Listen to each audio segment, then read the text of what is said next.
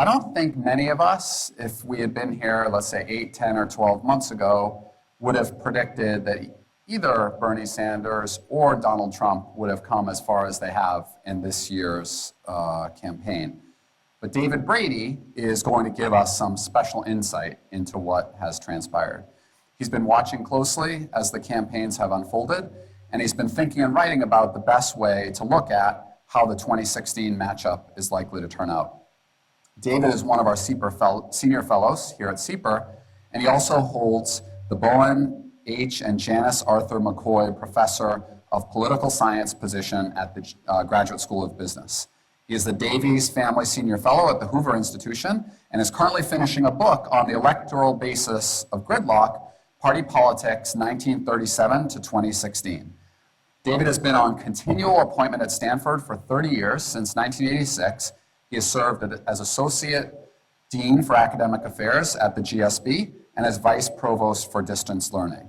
He has twice been a fellow at the Center for Advanced Study in the Behavioral Sciences, and he's been a visiting professor at Harvard University, Sciences Po in Paris, Lewis University in Rome, and a distinguished lecturer at the American Academy in Berlin. He was elected to the American Academy of Arts and Sciences in 1987. And over his teaching career, he won the Dinkelspiel Award for service to undergraduates, the Richard Lyman Prize for service to alumni, the Bob Davies Award, and the Jadick Silver Cup from the Graduate School of Business. He also received the very first Phi Beta Kappa Teaching Award given at Stanford and the George Brown Teaching Award at Rice University. So quite a few awards. Please join me in welcoming David Brady for his presentation, Trump, Sanders, Party Establishments, and the 2016 election. Thanks, Michael. Like those introductions, my daughters would never recognize me. So I do want to say Mark was absolutely right that none of us, there's only one person I know that long ago predicted that Donald Trump would be the Republican nominee, and that's Alvin Rabushka. I have no idea how he knew that, but he did. I thought maybe it was because he had a Rochester PhD, but I checked with other Rochester PhDs like Morris Fiorina and David Rhodey, who's here, and they didn't predict it either. So let me start with, I think, the first bit of data is, so there's something going on that first point I want to make is just generally a point about people aren't very happy. You hear about this anger. I'm not sure I'd call it anger, but there is a great deal of dissatisfaction with the government. And you can see on the left there, it says how many government officials are crooked. And the argument is, as that line goes up, it's the percentage of people saying quite a few government officials are crooked. So you can see over this time period, that number has risen pretty high in the red and the blue line, Democrats and Republicans. The numbers have gone up pretty dramatically, more for Republicans, but the independents are with them. Next to them is percent believing government run by a few big interests, by year and party ID. And again, in both cases, there's a rather steep line. So people think the government, many more people think the government's crooked. A pretty large percentage believe the government is run for a few big interests. Here's a couple more. Percentage believing government run for the benefit of all by year. And that you can see how that precipitously drops from over 60% to now right around 10% of Americans believe that the government's run for the benefit of all. And then finally, on the other side, percentage thinking the government doesn't care about people like them. You can see that post-2008, that has gone up. So there is, in general in the United States, not just among Democrats, but Democrats, Republicans, and independents, this feeling that the government is not doing what's right. There are many stories you could spin out about that, but I have a limited amount of time. So the background, I think, to understand 2016 is the background that a lot of people are disaffected with government in many different ways. So that's kind of the starting point. So I'll do the Democrats first, and the question is, it's supposed to be a Hillary coronation. Why not? It's pretty straightforward. She's not that popular. So among Democrats, she's viewed favorably, as you can, oh, by the way, this is for elder people like me, so you can actually see it. So Democrats, you can see that among Democrats, she's pretty favorable, 77-21, but among independents, 63-24.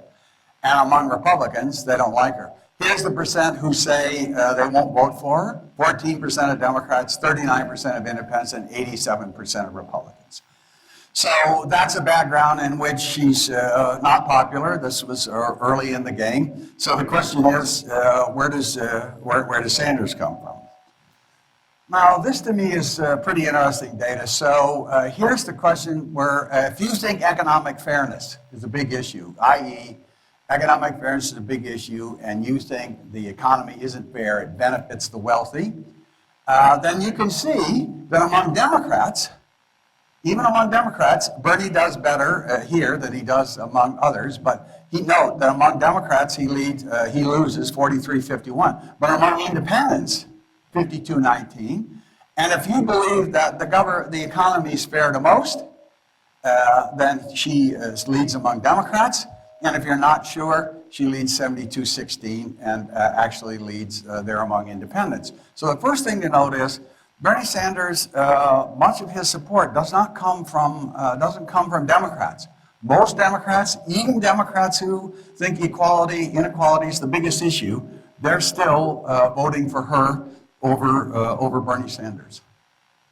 So the next table is just to make that point, and you can see that among party identification, this is the preferences in the latest poll.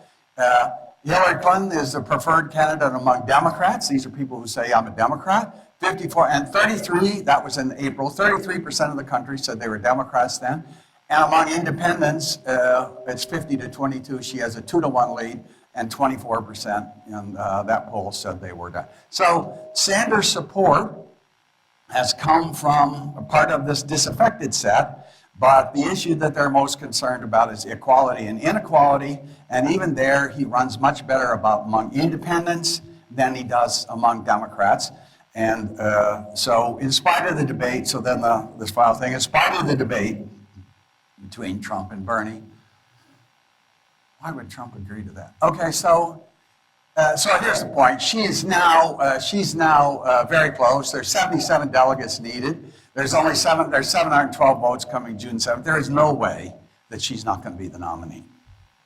There's just no way she's going to win the nomination, and that's over. Bernie Sanders may do a lot of things, and I'll come back to the effects of the campaign in a minute, but she will be the Democratic nominee. One thing people mentioned is why does she do so well with superdelegates? Easy.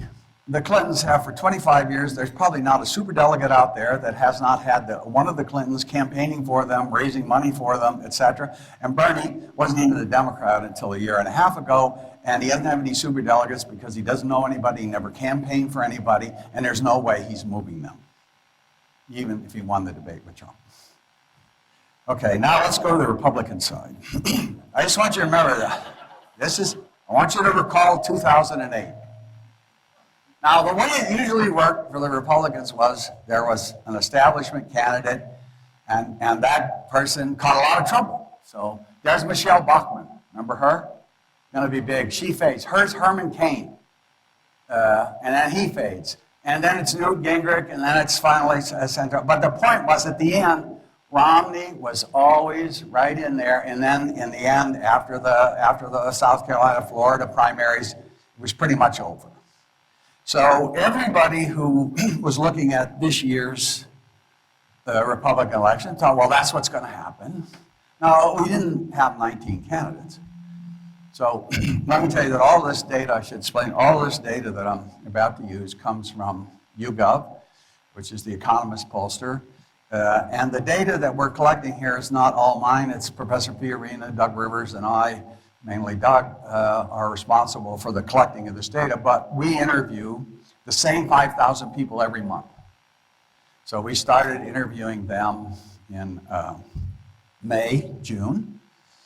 And we didn't put Donald Trump's name on the list because we thought, are you kidding? He won't last. So that turns out to be a great thing. And here's why. So then he's not on in May and June, but he is on in July and August. Why is that a good thing? It's a good thing for us because the following thing. So this is people It turned out we had just finished a study of 7 European countries, and we asked for what is the best predictor of anti-immigration attitudes. And that there were 2 predictors. How did you feel you were doing economically in the last year? And if you thought you were doing worse, you were more anti-immigrant. And 2, if you were a social conservative. And in Europe, the questions we asked weren't, what weren't the questions of you didn't like Muslims. The questions were you in favor of the death penalty, and were you in favor of gay marriage? And the idea was there was a question of heterogeneity there. So it turns out that we had asked this question of Republican primary voters. So if your personal, and this turned out to be roughly 37% of the Republican sample said their personal finances gotten worse. So this is May and June, and notice how they go. Jeb Bush has got like 8, 10, but the biggest one, the largest one is no preference. So among Republican primary voters, likely voters, the people who said, well, okay, my economic situation's got worse, their preference among the 3,000 candidates was no preference. Then, and the second one was, number one was, the only one over 10% was Scott Walker. So then Trump comes on, he makes the, I'll build a wall, we'll keep the Muslims out, et cetera, and everybody thought, well, that's all, well, that'll kill him. Yeah, this is what it did. This is the next poll. Donald Trump, of those people, same people that I just showed you, over 44% are for Trump. Scott Walker, who took the most, there's nobody at no preference, and Scott Walker's down to 4%. In a previous paper, we didn't know the reason why, but Scott Walker lost more votes to Donald Trump than anybody. So the point is, a sort of a base group that's supporting Trump are these blue-collar people. By the way, when we also asked them in January, these people had different sets of issues than affluent Republicans. Affluent Republicans thought the major issue was the economy and the deficit. These people thought the 2 major issues were immigration and Social Security, and they weren't against Social Security. In regard to when we asked them issues like you should tax people who make more than $250,000, 65% of these people were in favor of taxing people more. So it turns out they're more liberal. About a plurality was actually in favor of tuition-free school. And so on the economic issues, they're more liberal, but on the social issues, they're much more conservative than other Republicans. So you got a set of voters that's for Trump. They're economically more liberal, and they're socially more conservative. So, and here's the situation today. These same people, they're now at about 56% for Trump. Now, here's a very straightforward table. This is Republicans' support for Trump, less affluent. So what do I mean? By a less affluent Republican, that's defined the following way. You have a high school degree or less, and you make less than $50,000. And you can see that across the board, Trump was always better off with them. And as the campaign went further, he had over 50% of those people. And I can't go into all the detail, but with those people, we'd ask them all kinds of questions like, do you really believe he'll build a wall? Do you believe that? What are his best characteristics? And no matter what he said, they'd either say, oh, I don't believe he doesn't really mean that, so I'm not changing my vote, or he does believe it, and I'm going to vote for him for that reason. There was nothing we could do to shake that vote up and ask what are his best personal characteristics. He's a great leader, says what's on his mind, and that's about as far as so we could never get anybody to shake on that. So these people were with him from the beginning.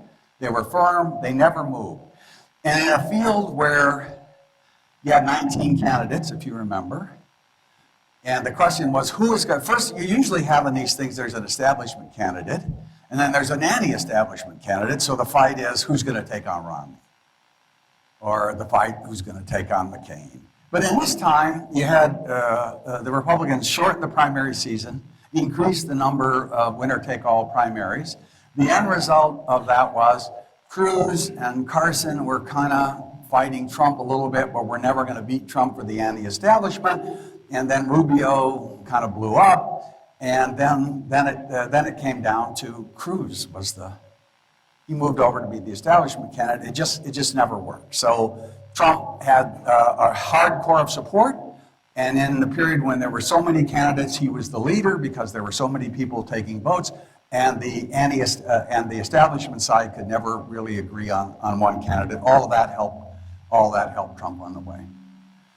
Now, he passed it today, so he needed 68 delegates, and there are enough super delegates, so he won, and the debate will be short and here.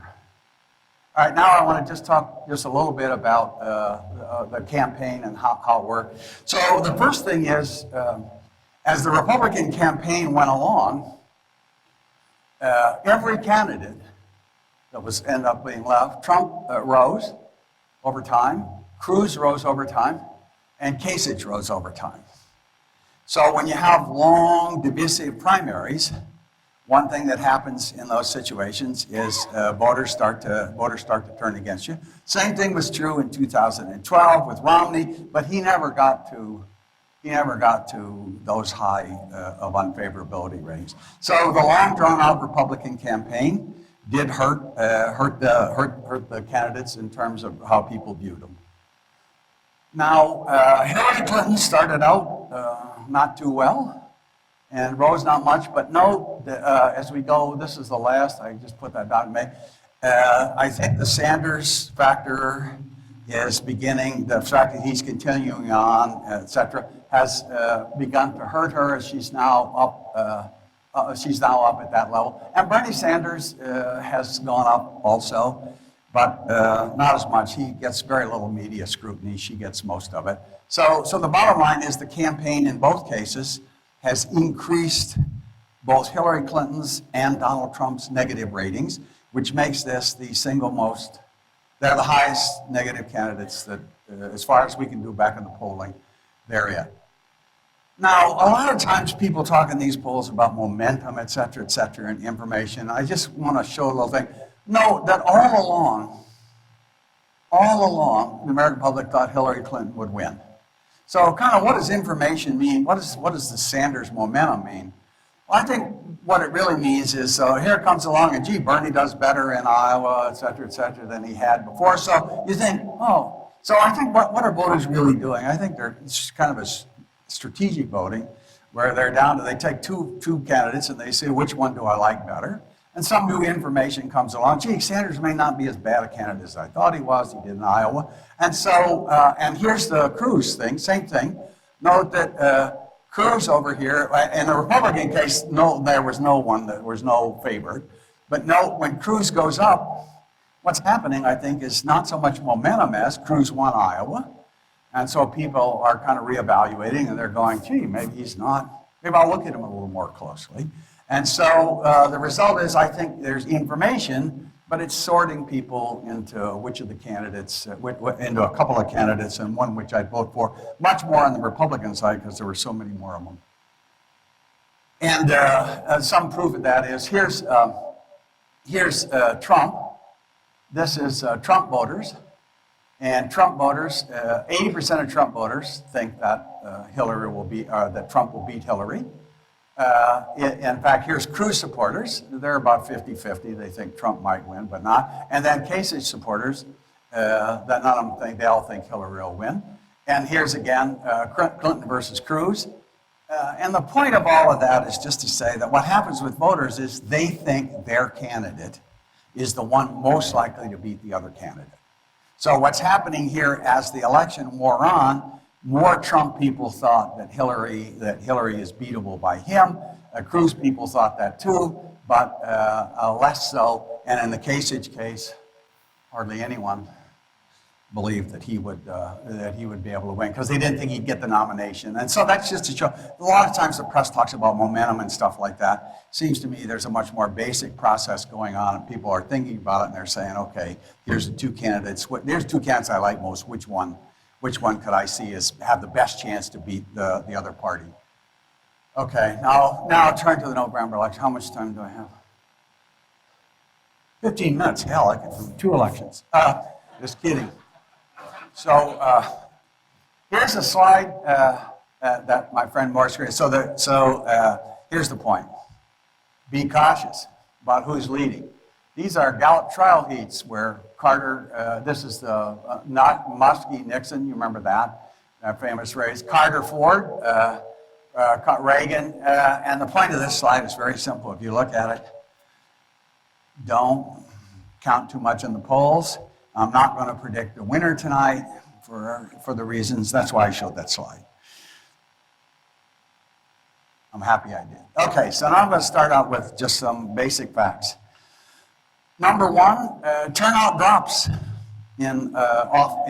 turnout rises in presidential election years and drops in off years. So you can see the difference in the lines. On average, it's about a 12 to 15 point difference in who turns out in a presidential election year. So a success in 2010 or 2014 doesn't necessarily tell you about 2016. So how the electorate changed from 2008 to 2010 when the Republicans did very well. So here's the 2008, many more young people, many more old people in the 2010, fewer old people in 2008. Male, female are about the same. It turns out that there are more white people that vote than then, and more African Americans vote in the presidential election years, and more Hispanics vote. All of those are groups that generally favor the Democratic candidate and make Democrats run better in a presidential election year than they run in off years. Then here's the same thing to show the difference between 2010 and 12. Same pattern, fewer whites, more African Americans, and so on. Same point, but the point's very straightforward. Presidential election years, there's a different electorate, and that electorate is more predisposed to vote for the Democratic candidate than the Republican. That's one. Second is the Republican total safe fair. So the Republicans generally have in the Electoral College about 25 to 30 vote deficit caused by the fact that they have one big state, Texas. Here's the one. So here's their currently safe GOP. These are states that you think are going to vote at the presidential level Democrat. And this is based on sort of the last 20 or 30 years. There's GOP favorites, so you get kind of 191 votes there. And then here, you get for the Democrats 223 because they have California, Illinois, New York, and some people think New York's in play. I don't. But some do. So the point is, generally, the Democrats have an advantage going into the Electoral College because of the way the state breakout is. So then, here's the main point on this slide. It means, here's state, in New Hampshire, Pennsylvania, Wisconsin, lean or tilt Democratic, although I think this time Wisconsin might tilt the other way. But North Carolina tilts Republican, which on average, gives the Democrats a little bit better average. But this means Republicans have to win Florida, Ohio, and Virginia to be in the race. If they win those, doesn't mean they win, but they have to have those three. And no Republican winner since Hoover has been able to win without carrying those states. Okay, so now I want to talk a little bit about economic models. It is the Stanford Institute for Economic Policy Research. And so here's a quote from a book. A very good book by Lynn Babrick, and this is a blurb, she didn't write it, but it says, the economy is so powerful in determining the results of U.S. presidential elections, the political scientists can predict winners and losers with amazing accuracy long before the campaign starts. Well, that wasn't too bad. It should say economists, because the most famous model is this Ray-Fair model, which most of you are familiar with, but it's based roughly, all of these economic models are retrospective. By which I simply mean they try to measure how did the economy do over the last 4 years. And if the economy did well, measured in different ways, if the economy did well, you expect the president and the president's party to be the beneficiary in the next election. Very straightforward.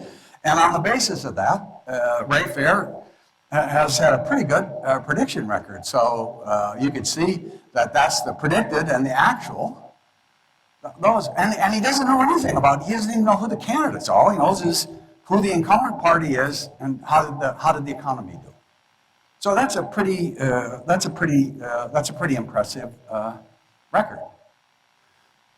Now, what happened was, with some exceptions, 2000, where Al Gore ran Al Gore should have won that 55-45, but he lost one of the worst campaigns ever. I have nothing against Al Gore, it just was a bad campaign. So here's the prediction in 2012, all the economic predictions started to break down. Here's the first one. This is the Ray Fair model, and he predicted 49% for the Democrats, and he predicts a Republican win. Here's political scientist Doug Hibbs, who had a very successful model. So Doug had the added advantage of bringing in how many troops were abroad, so he brings in troops. And here's the 2012 prediction. He predicts that Obama will get 45% of the vote. Some others, like the one we used here where we did income vote, so we did income party vote margin, and here's GDP post percentage grade, and here's growth since inauguration. Some of them, they basically were right at 50-50. So what happened? So, and here's why it seems to me they don't work. It's important to remember that all of them are retrospective. It's based on the fact that when voters go in the booth, they remember the economy did well, they benefit the president, the incumbent party's candidate. Now, here's the prediction for 2016. That's Ray Fair, and the idea is that Democrats will get 45% of the vote. I haven't seen Hibbs yet, but as far as I can work it out, he's at about 44%. Now, is there anybody out there that believes that Donald Trump will win the election 55-45? Maybe, is Alvin there? So no one. So why does this happen? And here's the reason. Here is this percent. 2009, 10, 11, 12. Here's our daily. Each dot is a survey, and we're just asking a sample of Americans: is the economy getting better? And you can see it goes up, better, down, down, down, etc. What's getting better? Now, here's the real kicker. If you're a Democrat, you were way up here going into 2000. You thought the economy was really getting, over 50% thought it was getting better. Among independents, they thought only about 25% of that, and like there were 2 Republicans that thought it was getting better. Now, when people's actual analysis of how's the economy doing, when that analysis says it depends on whether I'm a Democrat or a Republican or an independent, the models start to slip. So then, how did Obama win? And I got a card signed, so I'll make it straightforward. How did Obama win? The Democrats had about a 3-point advantage, a 5-point advantage going into the election. Obama held the Democrats, Romney held the Republicans. That gave Romney about a 5-point lead, and among independents, Romney won them, but he didn't win them big enough. So what I'm going to show you now is just the party voting data, and we'll make the same, and then I'll talk about the same thing and say where I think the election is. So this is true right now. This is simple data that shows most Democrats, and this is 2015, early 2016, most Democrats agree the economy is getting better. Only a quarter of independents and only 14% of Republicans agree. So this phenomenon of different parties perceiving the economy differently continues. Okay, so here's the, now what I have here, you'll notice a separate set of numbers. So I have the so I had the April numbers, and I just got the unweighted numbers yesterday and today. And by unweighted, it's just a technical term, so they're roughly accurate, but they could be off by 1% or so because the sample hasn't been weighted yet. So note that Hillary Clinton was 33-25. She had an 8-point lead with 29% independents. Note now that the Democrats have a 10-point lead, 38-28, and that is, and that's about what's showing up in other polls. So, and here's the, I don't have the most recent, but here the gap, this was the end of April for the Huffington Post chart, and that is about 8.5 points. And that's, I haven't got they haven't put their latest one out, but my guess is that it's 9 to 10 point Democratic lead. Now, this is, who would you vote for? This is Democrats, okay? And 82% of Democrats said they would vote for Hillary, 8% for Trump, and the others were combined. Now, when we did the new one, it's still 82% for her, still 8% for Trump, and 10% for others. So that hasn't changed. Democrats, on large, are still supporting Hillary. Now, here's Republicans. Now, no, here's the big difference. And the polls have gone from showing about a 5 to 6 point lead for Hillary Clinton to 2 to 3 points. Here's why. So this is April. Hillary had 8, Trump had 73, but there were other Republicans contesting the race. Now that they're out in our May poll, Hillary's down to 4, and Trump is up to 82%. So he's jumped up in the polls. Hillary stayed the same because Bernie's still fighting it out. Those haven't come around, but many Republicans who were not for him in April have started to come around. So he gets a bump. When Sanders is done, which will happen at some point, my view is she'll get the same bump. So you have to take that into consideration. And the other thing to remember is she had a higher percentage of a bigger number. So if they match each other, if he gets the same percentage of Republicans and she gets the same percent of Democrats, that's a big gap to make up because the Democrats have a big lead. Okay, how about independents? And here, Trump has maintained a lead. It was 35-42, and now in the new one, wait a minute, it's 36-40. So that got a little closer.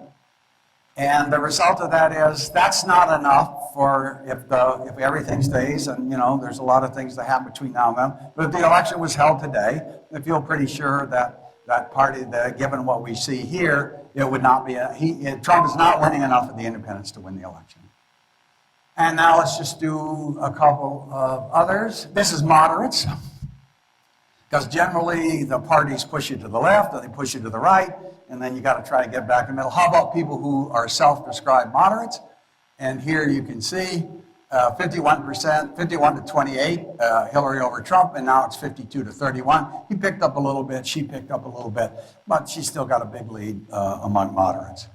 And I'm almost done. Candidate unfavorability, this is in the country, and I couldn't get that done for May, but note this is women.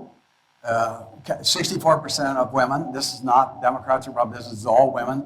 Unfavorable view. Mrs. Clinton's got about a 10-point advantage there. Minorities, 72, 73, no difference, huge band. 38, and Trump has gone down some there. So among minorities, she has a big lead.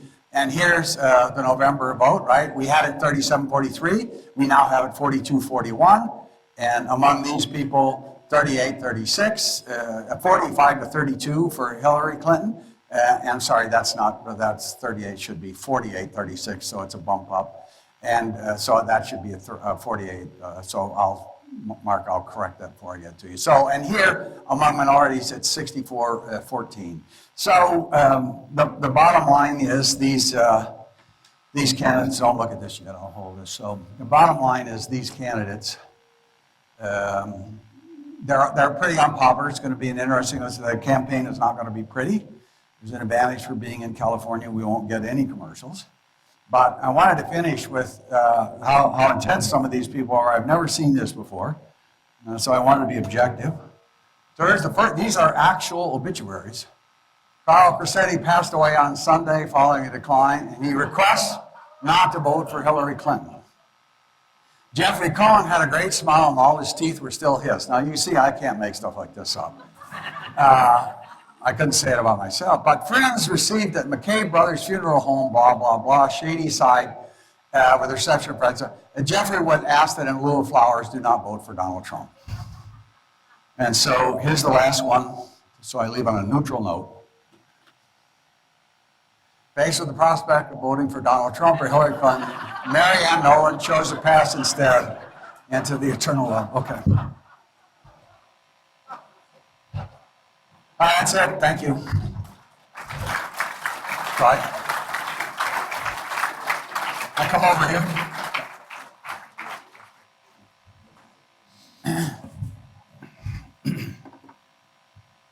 So thanks very much, David. That was really interesting and nice wrap up there to find. Where did you? You can show those for the Bernie. Yeah, maybe. Yeah, if we do end up having the debate here, maybe that would be worth having. So one of the the title of your talk we mentions party establishments, and so first question that I have for you is, what lessons have the parties, sort of establishments learned from this cycle, and are they likely to make changes for 2020 and beyond as a result of what's happened, or do you think? I can only speculate on that. I think what they should have learned is that those Reagan Democrats that came over to the Republican Party, they're not, in terms of the Republican election, they don't believe in free trade, and there's a whole set of issues that the elites in both parties have held that probably are not fully representative. Now, the question is, how different is that from the past? Is this just special circumstances where the voters are the same, but you get two candidates out here, and so you can't choose? So that's a question that they'll have to resolve. But they are both beginning to work very hard, and the Republicans even harder, on changing the primary rules. The Republicans are dealing with this. They're changing the proposal. They want to cut Iowa and New Hampshire out of their featured role. They want to begin to say, let's get more primaries on the same days to balance it out, to get a different set of voters, so that so you don't have this, so you don't have the phenomenon, so you don't have happen in 2020 what happened in 2016. That's not a particularly easy thing to do, because you never know when you change the rules how it's going to work. So they're working on it pretty hard. The Democrats are also thinking about it, because they see that this end game is hurting. So I've heard the Democrats are thinking about going to more winner-take-all primaries to get it over earlier, rather than the proportional primaries that they presently have. So they're thinking hard about it. And I expect to see, at a minimum, both parties make attempts to change the rules. Okay, interesting. So whenever there are primaries, the sort of optimal strategy for a candidate is somewhat different from in the general election. And so we've seen, both the main candidates, both Hillary Clinton and Donald Trump, move in various ways over the course of this season so far. And so I'm curious, as you sort of think about their optimal strategies going forward and what they're likely to do, which of them do you see sort of pivoting more in the upcoming months from what they're currently saying? So one thing that made me think about this was there was an article just yesterday about one of Donald Trump's primary advisors talking about how he was softening somewhat on his stance of banning Muslims. And so in any case, just curious about your sense on this. Well, under normal circumstances, you would have said, say, in 2012, Romney would move a little bit, had to move a little back, a bit more towards the center, because Obama didn't have any pressure in the Democratic primary. So I would think Mrs. Clinton will have to back off a bit from some of the positions that Senator Sanders has pushed her into. But the Trump campaign, it's hard to tell, because it's sort of been a flip-flop the whole way. I mean, there was the comment, should women pay the price for this? No, they shouldn't. Then they did. So I think his problem's a little different. I think he has to get back more toward the middle. But the question of that is, he has to sit down and have a set of policy. He's the really only candidate I've seen ever that doesn't, usually if you want to know the candidate's policy position, you can go online and get 6,000 pages of a detail you don't want to know about. But he really doesn't have that. So I think he's got an advantage. He can define his position. And apparently the people who support him, he'll be able to switch, and it won't. I mean, I used to think that the one question you couldn't switch on was you couldn't go from pro-life to pro-choice and back and forth without getting hurt. But we asked the question, well, if Donald Trump went back to be pro-choice, would you not vote for him? He said, no, it's okay. So I don't know. He doesn't fit that pattern on normal stuff, so. Right, I think across the board, people have underestimated him. Right now, the betting markets, I think, put the probability of a Trump win in November at 43%, which is significantly higher than it was The British or quite recently. Pretty sure. Yeah, it's a little bit higher than it was, and I think that's because as the polls get closer. But my view of the polls. So my view of the polls. I don't know if I said this before, but will those Sanders voters come around in 2008? This same time, 50% of Clinton voters said they would not vote for Barack Obama, and in the end, they all did. And I really, when you think about politics in the normal way, it's hard to believe that you were a Bernie Sanders supporter and you could say, I'm not going to vote, but it'd be hard to see you voting for Donald Trump. So I think that she'll get the bump back. Okay. And my final question, and then we're going to open it up for Q&A from the audience, is so far Trump has been pretty proud of the fact that he's not used pollsters. He's sort of just done whatever, I guess, came naturally, came instinctively to him. And there's some question now about, as he goes into the general election, will he deviate on that? The sort of size of his campaign is much smaller. He may need to start thinking about fundraising and that kind of thing. Is it your sense that this pretty large disadvantage that he currently faces against Hillary Clinton with respect to that, to his polling infrastructure and so forth, is he going to try to keep doing what he's been doing? He talked about, you win the pennant, you don't change strategy when you go to the World Series, but can you win the general election? Can he? Do you see him? Well, I don't. The way you normally think about this is sort of when the campaign's over, each campaign had certain advantages they had. And I think in the 2012 election, one of Stanford PhD Hari Hahn wrote a book. She worked for Obama, and the book showed how they used scraping technology, created profiles of voters, and then had profiles of volunteers.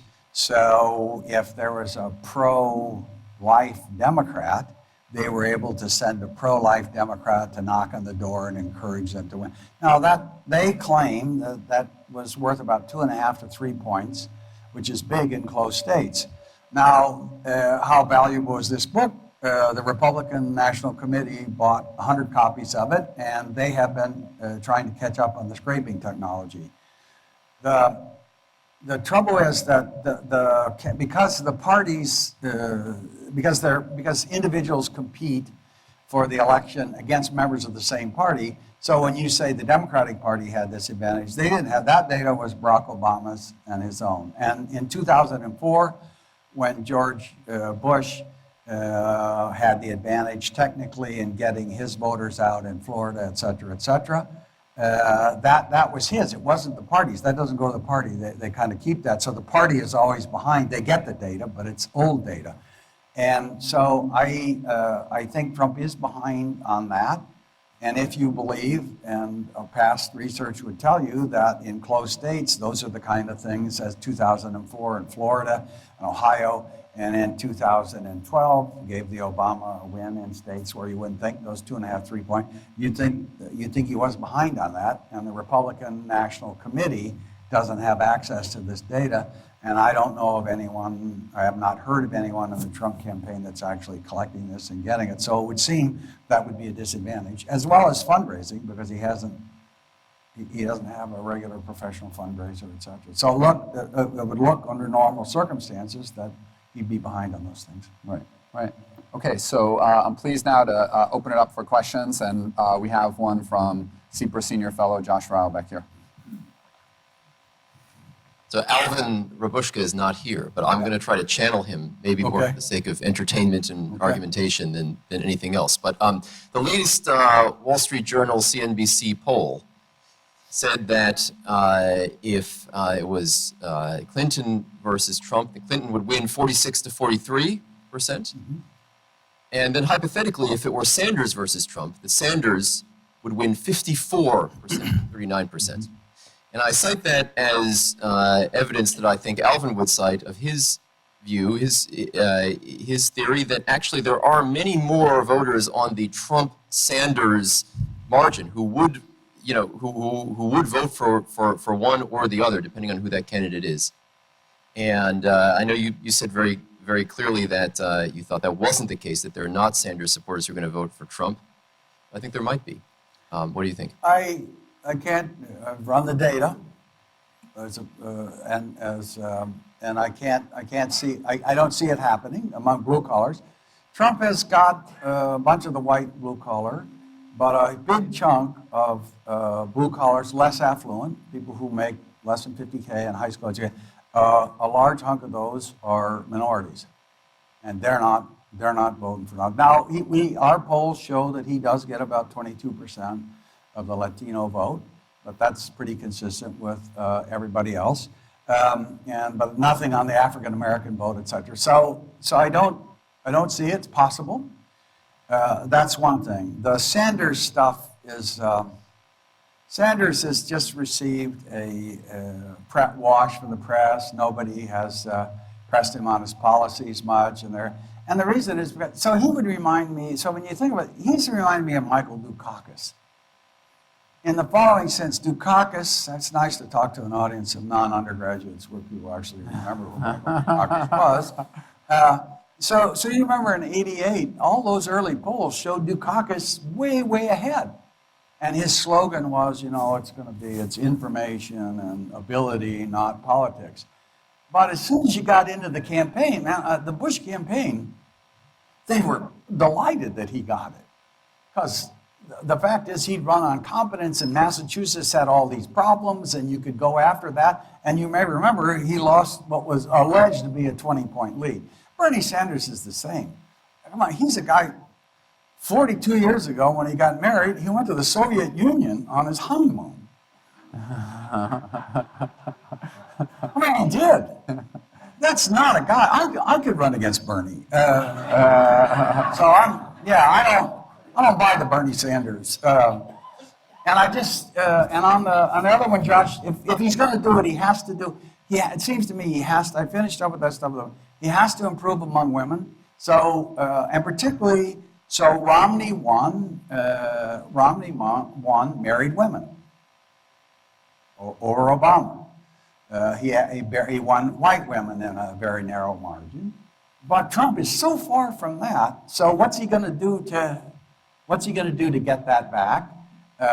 Maybe a woman vice president, but I don't think that'll. But at any rate, I've tried hard, and Furian and I talk about what's the spin we could get Trump to win, and we both say we wouldn't predict he couldn't, but we have a hard time saying what would that coalition look like and what would he have to do. So it's a good point. At this point, I'm not buying it, but I'm not saying it couldn't happen. But I don't know what would cause it to happen. Right. Okay. Interesting. Next question. Yep. Oh, no, I'll do it first. Oh, sorry. Oh, sorry. While the Sanders supporters may not switch to Trump, I wonder about the turnout. There's such an enthusiasm among, or so it appears to me, I'm not an expert, that among the Sanders supporters, and they share some of the same views as Trump, for example, about protectionism, some of the same, certainly some of the psychologists. Is it possible that the Clinton nomination will simply turn off support? You're talking about percentage of people, there's not really in those figures much evidence as the effect on turnout. Yeah. So that's true, but the one blessing of getting beyond the primaries and getting down to the two candidates is turnout becomes a lot easier to deal with. So when we're trying to deal with it now, there's some science to it, but there's art to it too. And part of the art is you ask them questions. How committed are you to the campaign? How excited are you? And it's true, Bernie supporters are more committed, but that commitment is closely tied to age. And younger people are the ones that are most worried. But, you wouldn't want to bet that they're actually going to get out and vote. The only year I've ever seen them really vote is 2008 for Obama. So what you say is correct, that could happen. The best of our ability at this point, and it's a problem because we don't have the final two candidates aren't in people's heads, it's possible, but in the data that we've run thus far and tried to estimate that doesn't show that, but it's possible. but I don't think so, but it could be. Right, okay. Next question, right here? Yeah, for you. Can I ask? I asked the exact same question. Okay, you're good. Okay, and any other questions here from the, right here, Chris? Yeah, there's been a lot written about polling now versus 4 years or 8 years ago with who has access on landlines, and even as a whole big topic whether polls are as reliable. And secondarily, whether people will admit in public they're voting for Trump. And so what are you dialing into, or what are you seeing with respect to the accuracy of the polling data versus 4 or 8 years ago, and the Trump effect on being asked?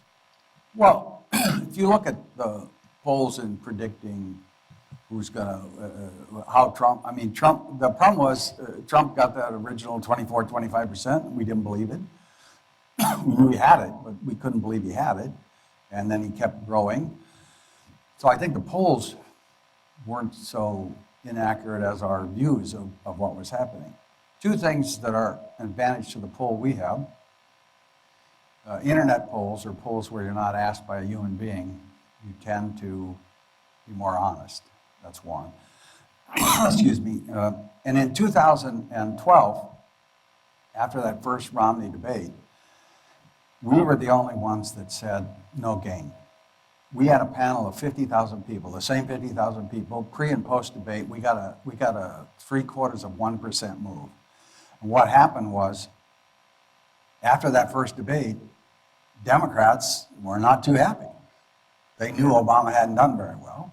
So, you know, when you got to call 20 people to get one response, it turns out the Republicans were more, wanted to talk about the first debate more than Democrats. So they got an 8% bump, showing Romney ahead, because they were oversampling Republicans by about 8%.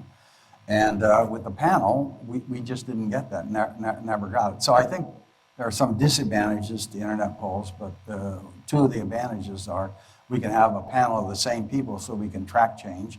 And the second thing is that the polls show that if you are answering these polls incognito, that you're more likely to be honest. So polls where it's face-to-face, Trump is doing 4 or 5% less well than he does in ours.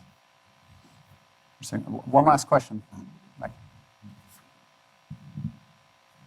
What do you think the effect would be of the Clinton-Trump debate, assuming it ever takes place? It'll be a ratings bonanza, but aside from that. Oh, God, I'd repressed the thought of that, apparently.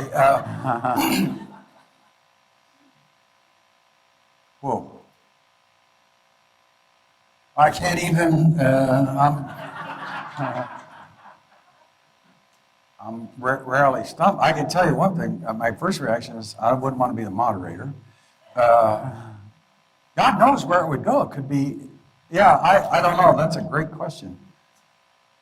I'm just stumped. Sorry, that's rare for me to not be able to sling something out, but I got nothing to say. Okay. Sorry, that's not a good answer, but that's just where I am. Well, on that optimistic note, I guess we'll wrap up our lineup of CEPR Associates events for the year. So please join me in thanking David Brady.